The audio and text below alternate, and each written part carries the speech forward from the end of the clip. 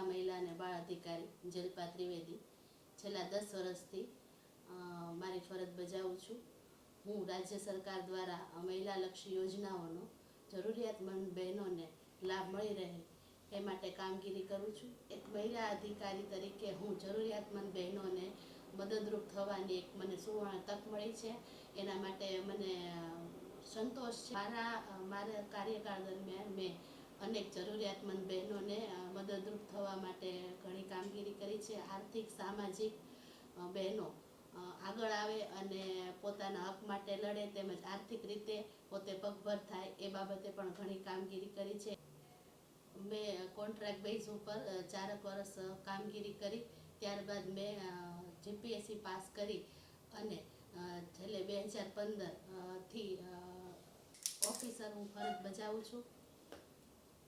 આજે વિશ્વ મહિલા દિવસ નિમિત્તે હું દરેક મહિલાને જ સંદેશ આપવા માંગીશ કે આપણી દીકરીઓ બહેનોને વધુમાં વધુ ભણવું જોઈએ અને આર્થિક રીતે પગભર થવું જોઈએ। દરેક મહિલામાં શક્તિ છુપાયેલી છે કંઈ ને કંઈ, તો દરેક બહેન જે ધારે એ કરી શકે।